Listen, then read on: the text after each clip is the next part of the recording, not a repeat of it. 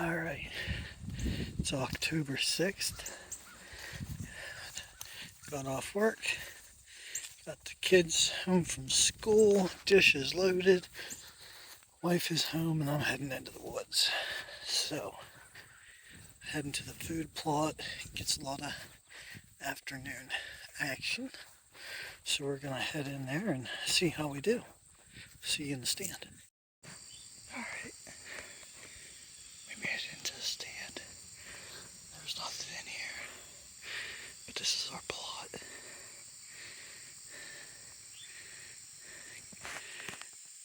Got blinds set up there for anybody in the family that wants to use it. But this plot is right at the bottom of this field. Then back behind me, there's a creek. The reason we put this plot here is because that tree last year was producing a lot of apples and the deer were in here a lot. So we put this plot in over the summer and it's been getting a lot of attention. Hopefully something will come in tonight.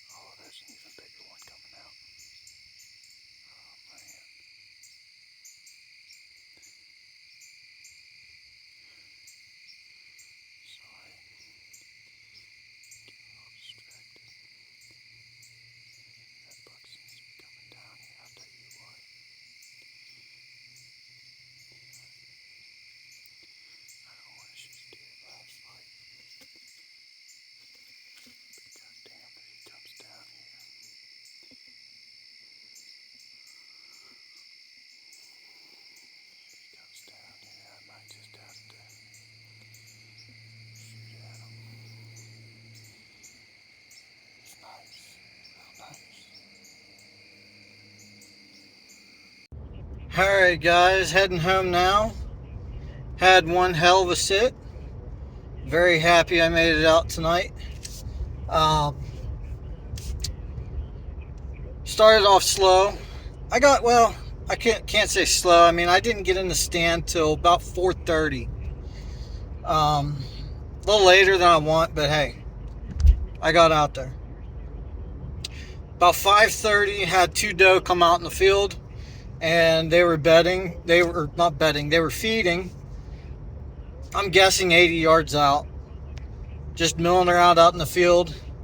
And I watched them for about an hour out in front of me feeding, and they started to act like they wanted to come down to the plot. They were slowly working their way towards me. Mind you, the whole time this is going on, I can hear a buck behind me grunting, working around in the thicket behind me, just grunting his head off. Shortly after about 6:30, well, no, I guess it was around 6. Think here. No, it was 6:30. About 6:30. I didn't get this on video, but two longbeards came out of nowhere, hauling ass out across the field, and they were acting like their tails were on fire the way they were running, and it kind of set them does into a not so sure what to do phase, and they bedded down in that high grass, and they stayed bedded down till 7 o'clock. But while they were bedded down, I could hear what sounded, I can't verify it because I didn't see it, but it sounded like a bear behind me huffing, breathing real hard. So I don't know if that's what spooked them turkeys out of there or what, but that's what it sounded like. And then eventually the does got back up, started feeding, moving, and I was just kind of figured that was going to be the end of it. In the meantime, I did see a squirrel, a couple rabbits. They were in the plot, and then all of a sudden them does just picked their heads up and they just stared up into the top field, and I got to looking, and two hammers, two real nice bucks came out in the top field, straight up above me, and they were working their way to me. There just wasn't enough light. I didn't want to get down and spook them. I didn't want them to see me climb down out of the stand. So, something I've seen on the hunting public before, I've seen them do coyote howls to bump deer out of their way. So I went ahead and did that. We do have a lot of coyotes in the area, so I did a couple coyote howls and cleared the field. Then I climbed down and headed back to the car. So all in all, great hunt. Good time being in the woods. Always enjoy hunting the farm. And hopefully the next time I make it out here, we'll be able to sling an arrow through one. I'd really like to put something on the ground this year with that old grizzly recurve that I restored. So yeah, see you next time.